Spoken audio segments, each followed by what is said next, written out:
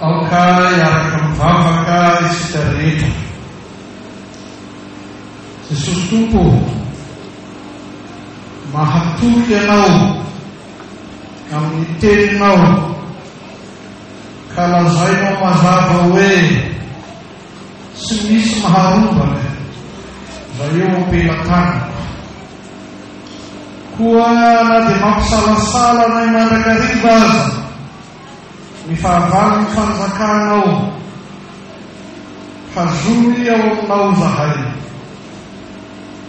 Na dia mandalo sy misedra fizahan-toetra maro azy izahay, aza velanao iozomozo ny finoanay.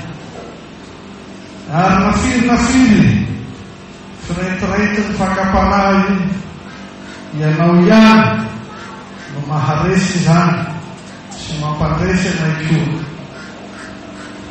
Izany no ioreny ny finoanay, fa azo antoka ny famonjenanay ka tsy salasala na minina na minino izahay.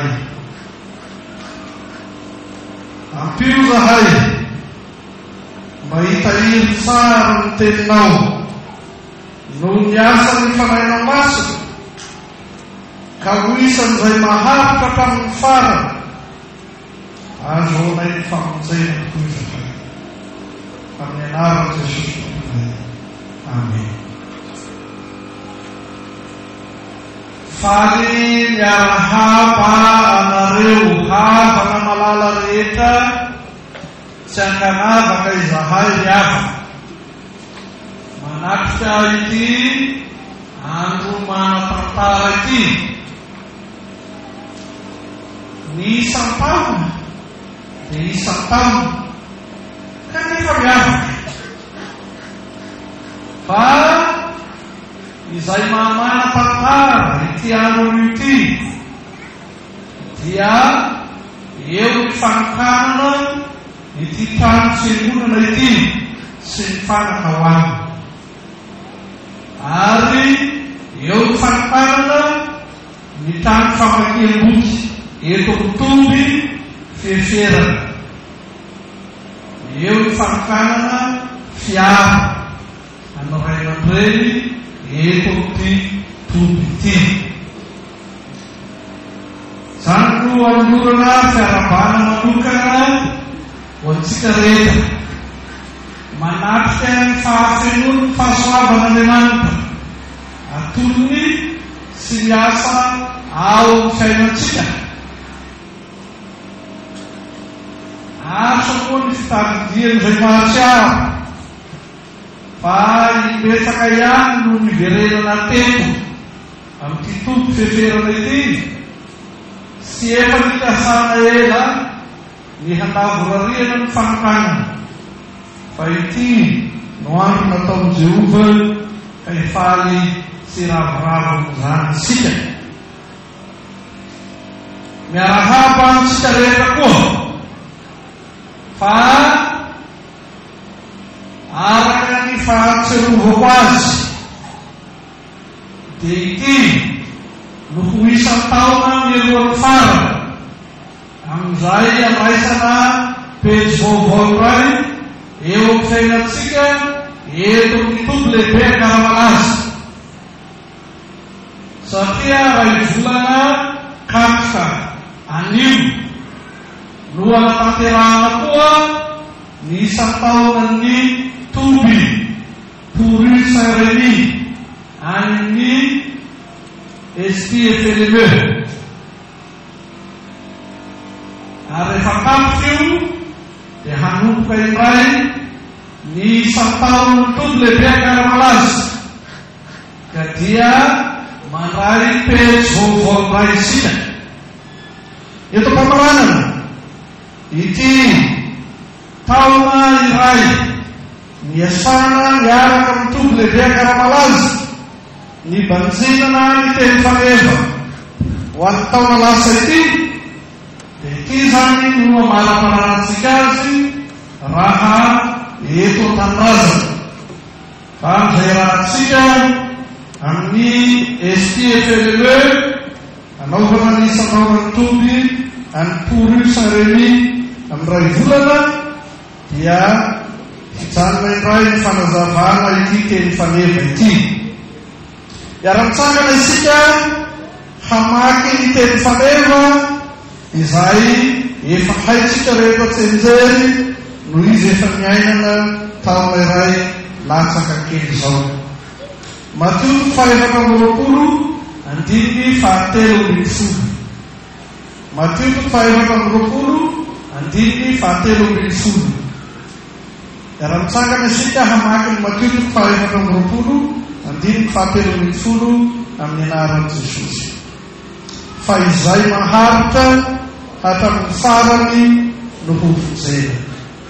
Reray masina manamasinana ny fahamarinana, ny teninao ny fahamarinana. Amen. Ry fiangonana malala ho aminareo ny fahasoavana sy ny fiadanana avy amin'Andriamanitra raintsika sy Jesosy Kristy Tompo. Amen. Fa izay maharitra hatramin'ny farany no ho vonjena. Arak'izay malaza tao dia anatin'ny herintaona isika nianatra, niaina tamin'izany tenin'Andriamanitra izany.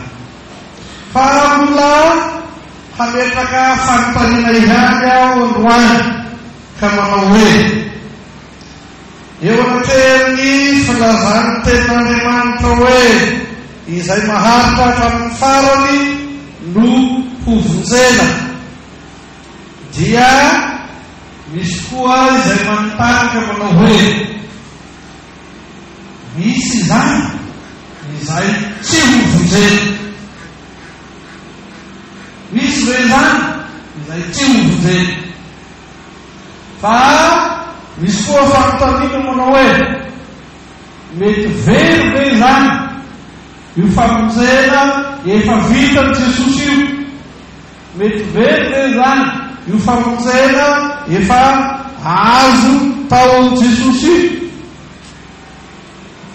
Maro be ny fanontaniana izay tonga ao sain'ny olona rehefa miverimberina zany. Fa izay maharitra hatramin'ny farany no ho vonjena. Rehefa miresaka tamin'ny mpianany Jesosy arak'izay lazainy Jaona 9, ny amin'ny nanana ny tenany sy sotonany rano ho mofo velona nidina fanendanitra sy rano velona, dia hoy ny mpianatra, sarotra zany, iza ny mahay izany. Dia tonga tokoa ny fisalasalana na dia tao amin'ny mpianatra Jesosy azy. Tonga tokoa ilay mety ho tsy finoana na dia tao amin'ny mpianatra Jesosy azy. Fantatsika fa Jesosy tenany dia nandalo fakapanahy mahery vaika, ary fakapanahy teny sosona izay naseho azy arak'izay hitantsika ao Mateo 5:1 ka hatramin'ny 2:10. Ny mahafinaritra dia izao resiny ny fakapanahy, ka ny toetra ho amin'izay mahampanjaka ny mpanjaka azy izy, fa tsy azo rozorozony. Izany fakapanahy rehetra nentina teo anatrehany zany. Ary rehefa mivavaka ho amin'ny mpianatra Jesosy, arak'izay hitantsika ao amin'ny Jaona 7:20, dia sy nafeniny fa nasehony mazava hoe ireto dia mila arovana satria manam-pahavaly lehibe. Fa satria makahala azy ao tontolo izao dia tsy maintsy hakahala ireto ireto koa izy, ka mila ny fiarovana tokoa ireto ireto. Ary manatrika izany ady amin'ny fakapanahy izany isika isanandro amin'ny endriny samihafa, amin'ny fombany samihafa. Ambara-panao izay rehetra azony atao hampanaiky antsika ho latsaka amin'izany fakam-panahy izany. Tsy manana hery kely akory isika hoenty mahatohika izany fakam-panahy izany, afa-tsy ao amin'ny hery sy ny fahefan'ny tenin'Andriamanitra, afa-tsy ao amin'ny hery sy ny fahefan'ny sakramentany batisa, afa-tsy ao amin'ny hery sy ny fahefan'ny sakramentany fanasany tompo. Tsy manana izany hery izany kely akory isika. Ny soratra masina dia maneho miariary fa misy izay tahaka ny fiemorana, misy izay miala, misy izay miteny ratsy ny fanahy masina.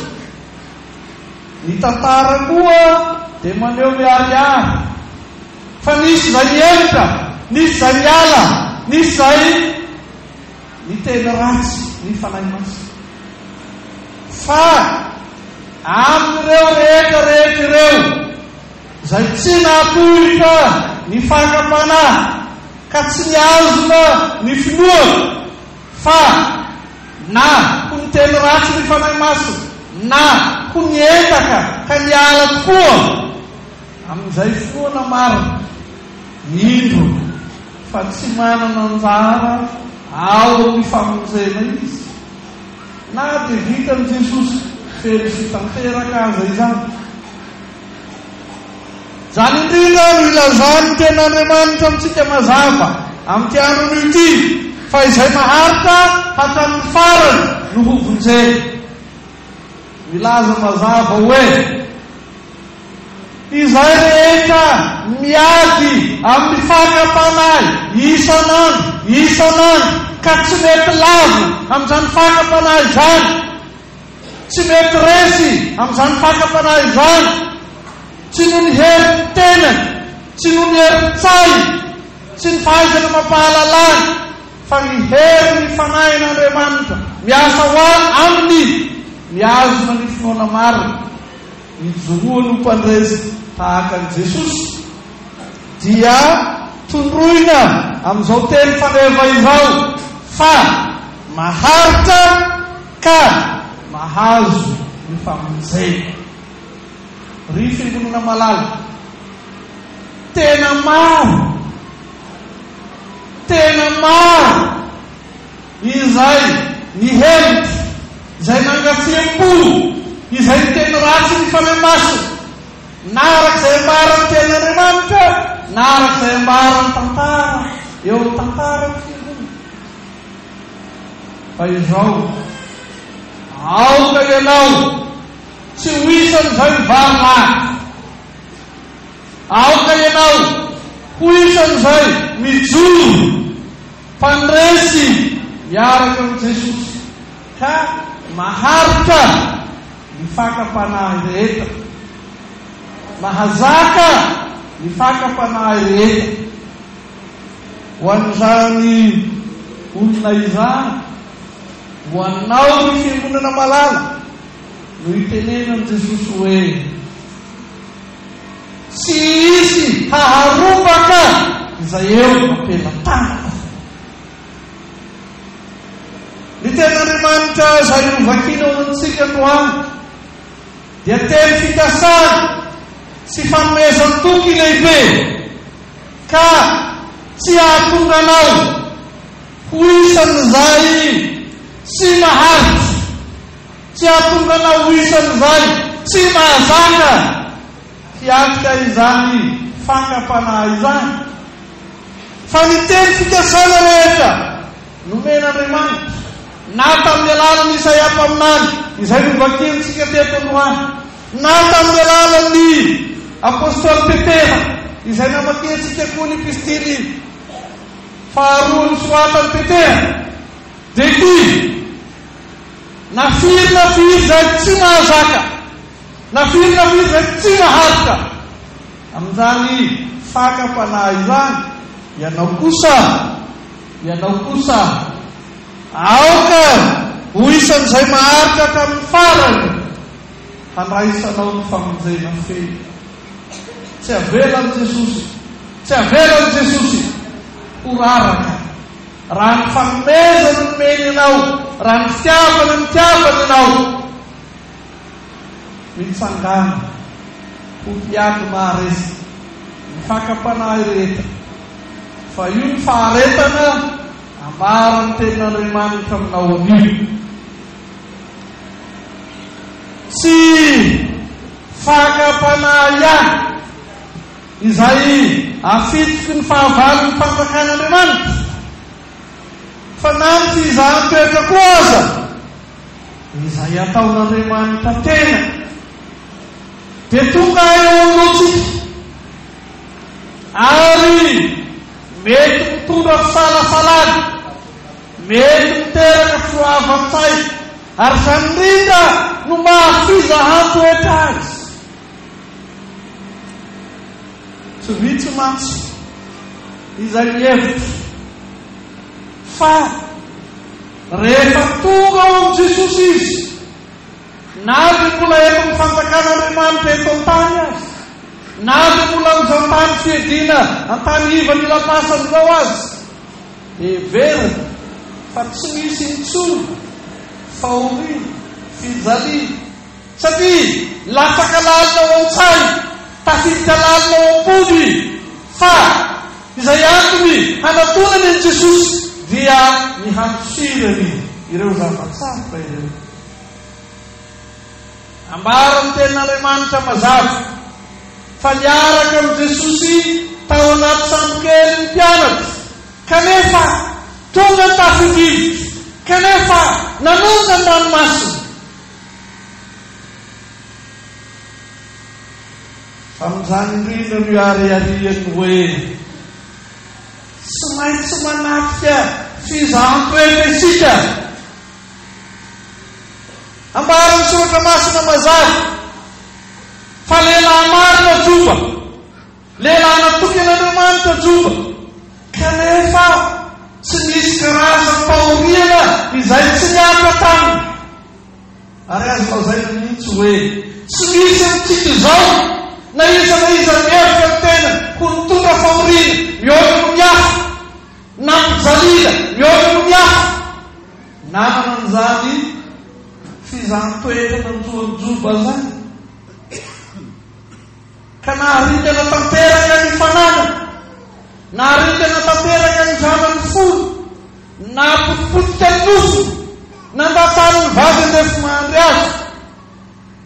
Fa amin'ny amafy ny fizahan-toetra, amin'ny asary ny fizahan-toetra no nitsangana sy nijoroany, nisehoany ho mahatotsy, maharitra,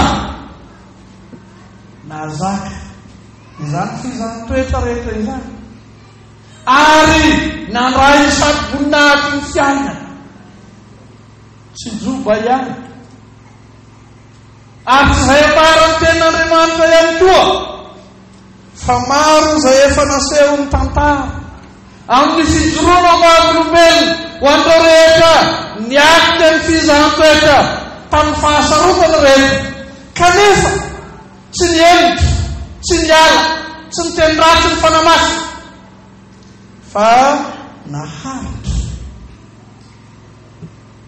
Ry fiangonana malala, ianao koa izay tsy maintsy miatrika izany fizahan-toetra izany amin'ny endriny samihafa, amin'ny fombany samihafa, eny isan'andro isan'andro azy mijoroa mahareta, fa hoy ny tenin'Andriamanitra izay maharitra hatramin'ny farany novonjena. Misy koa novely izay rehetra tsy mino, misy koa novely izay rehetra nino kanefa tsy naharitra fakapanahy, misy koa novely izay rehetra nino kanefa tsy naharitra tamin'ny fizahan-toetra izay natao taminy. Ianao kosa no ny teny fitiasana izay men'Andriamanitra, no ny fampanantenana izay tsy tsoahan'i Jesosy ao aminao, dia tsy ny herinao, tsy ny sainao, Tsy izay rehetra heverinao fa izay natao Jesosy ho anao, ampy sady feno hijoroanao. Na manahoana hamafy ny tafio-drivotra, na manahoana fanota ny alin-drano, na manahoana fideza ny fiakarana, na manahoana havesaky ny lohalika goda midina ny fidinana tsy hita fara. Izao izay maharitra hatramin'ny farany no vonjena ho anao ny famonjena Andriamanitra, ho anao ny teny fikasana Andriamanitra, ho anao no ampahirezina amin'ity isan-taona mitomby etrefierina ity, ho anao no ampahirezina amin'izao mpanokanana ity trano fiangonana ity izao, ka ilazana indrindra fa izay maharitra hatramin'ny farany ny vonjena ho mpandresy ny fakapanahy rehetra ny ianao, ho mahatoky amin'ny fizahan-toetra rehetra ny ianao, ka ho isan'izay maharitra handray ny satroboninahitry ny fiainana na mpanantenaina izay rehetra voninahitra ny eo an'Andriamanitra ray zanaka ary fanamasina izay azy tamin'ny taloha indrindrako mandrakizay. Amen. Nitsangana karaisy kita iny ny fahasoavan'i Jesosy Kristy tompony, ny fitiavan'Andriamanitra ray ary ny firaisana amin'ny fanahy masina ho aminareo rehetra ny hatramin'izao ko mandrakizay. Amen.